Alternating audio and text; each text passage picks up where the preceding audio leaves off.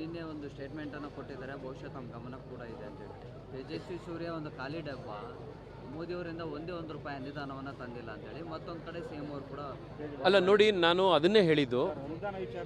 ಅಲ್ಲ, ನಾನು ಹೇಳ್ತೀನಿ, ಈಗ ಅವರು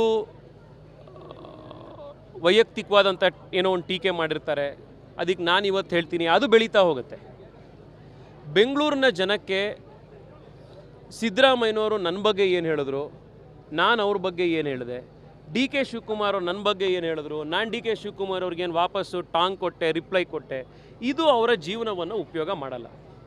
ನಾನು ಈ ಪ್ರತ್ಯುತ್ತರ ಕೊಡೋದ್ರಿಂದ ಬೆಂಗಳೂರಿನ ಗುಂಡಿಗಳು ಮುಚ್ಚೋಗಲ್ಲ, ನಮ್ಮ ಫುಟ್ಪಾತ್ಗಳು ಸರಿಯಾಗಲ್ಲ, ನಮ್ಮ ಮೆಟ್ರೋ ಕರೆಕ್ಟ್ ಟೈಮಿಗೆ ಶುರುವಾಗಲ್ಲ. ಜನಕ್ಕೆ ಬೇಕಿರೋದು ಏನು? ಟೂ ವೀಲರಲ್ಲಿ ನಡ್ಕೊಂಡು ಕಾರಲ್ಲಿ ಹೋಗ್ತಾ ಇರೋವಂಥ, ಟೂ ವೀಲರಲ್ಲಿ ಹೋಗ್ತಾ ಇರೋವಂಥವರಿಗೆ ಇವತ್ತು ಬೆನ್ನು ಮುರಿದು ಹೋಗ್ತಾ ಇದೆ.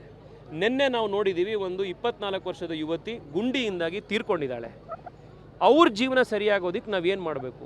ನಮ್ಮ ರಾಜಕಾರಣದ ಫೋಕಸ್ ಅಭಿವೃದ್ಧಿ ಇರಬೇಕು. ಈ ಟೀಕೆ ಭಾಳ ಸುಲಭವಾಗಿ ನಾನು ಒಂದು ಹೇಳ್ಬಿಡ್ಬೋದು, ಆದ್ರೇನಂದರೆ ಅದು ನಿಮ್ಮ TRP ಹೆಚ್ಚಾಗತ್ತೆ ಅಷ್ಟೇ, ಜನ ವ್ಯೂಸ್ ಜಾಸ್ತಿ ಆಗತ್ತೆ ಅಷ್ಟೇ, ವಿಡಿಯೋಗಳು ಶೇರ್ ಆಗತ್ತೆ ಅಷ್ಟೇ. ಆದರೆ ಜೀವನದಲ್ಲಿ ಅದರಲ್ಲಿ ಯಾರಿಗೂ ಉಪಯೋಗ ಆಗಲ್ಲ. ಆದರೆ ನಾನೇನು ಮಾಡ್ತಾ ಇದ್ದೀನಿ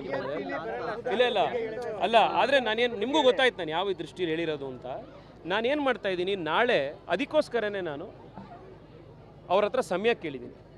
ಅವ್ರನ್ನ ಹೋಗಿ ನಾನೇ ಭೇಟಿ ಮಾಡಿ ಯಾಕೆ ಇದು ಮಾಡಬೇಕು ಮಾಡಬಾರ್ದು ಅನ್ನೋದ್ರ ಬಗ್ಗೆ ಚರ್ಚೆ ಆಗಲಿ, ಮುಕ್ತವಾಗಿ ನೋಡೋಣಂತ ಏನಾಗಬೇಕು ಅಂತ. ಇಲ್ಲ ಆದಮೇಲೂ ಕೂಡ ಅವರಿಲ್ಲ ನಾವು ಕನ್ವಿನ್ಸ್ ಆಗಿದ್ದೀವಿ, ನಾವು ಅದು ಹಾಗೆ ಮಾಡ್ತೀವಿ ಅಂತಂದರೆ ಹೈಕೋರ್ಟ್ನಲ್ಲಿ ನಾವು ಕೇಸ್ ಹಾಕಿದ್ದೀವಿ, ಅದಿರುತ್ತೆ.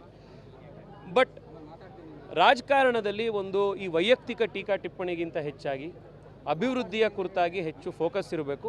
ಬೆಂಗಳೂರಿನ ಜನಕ್ಕೆ ಅದು ಬೇಕಿದೆ. ಆ ದೃಷ್ಟಿಯಿಂದ ನಾನು ಅವ್ರ ಹತ್ರ ಸಮಯ ಕೇಳಿದ್ದೀನಿ, ನೋಡೋಣ. ಅಲ್ಲ, ಕೊಡ್ತೀವಿ ಸಮಯ ಅಂತ ಹೇಳಿದ್ದಾರೆ ಅಷ್ಟೇ. ನಾಳೆ ನಾಡಿದ್ರಲ್ಲಿ ಅವ್ರು ಬಹುಶಃ ಸಮಯ ಕೊಡ್ತಾರೆ. ಅವ್ರನ್ನ ಭೇಟಿ ಮಾಡಿ ವಿಸ್ತೃತವಾಗಿ ಈ ಟನಲ್ ವಿಷಯ ಅಷ್ಟೇ ಅಲ್ಲ, ಅವರು ಬೆಂಗಳೂರಿಗೆ ಪ್ಲ್ಯಾನ್ ಆಫ್ ಆ್ಯಕ್ಷನ್ ಏನು ಅನ್ನೋದು ಕೂಡ ನಿನ್ನೆ ಅವರು ನಿಮ್ಮ ಮಾಧ್ಯಮದ ಬೈಟ್ನಲ್ಲೇ ಕೇಳಿದ್ದಾರೆ. ಆ ಪ್ಲ್ಯಾನ್ ಆಫ್ ಆ್ಯಕ್ಷನನ್ನು ಕೂಡ ನಾವು ತಯಾರು ಮಾಡಿದ್ದೀವಿ, ಅದನ್ನು ಕೂಡ ಅವರಿಗೆ ತಿಳಿಸ್ತೀವಿ. ಅದೆಲ್ಲದ್ರ ಬಗ್ಗೆ ಚರ್ಚೆ ಮಾಡೋಣಂತೆ, ಮುಕ್ತವಾಗಿ ಚರ್ಚೆ ಆಗಲಿ, ಬೆಂಗಳೂರಿಗೆ ಒಳ್ಳೆಯದಾಗಬೇಕು. ಆ ದೃಷ್ಟಿಯಲ್ಲಿ ಎಲ್ಲರೂ ಸೇರಿ ಕೆಲಸ ಮಾಡಿ.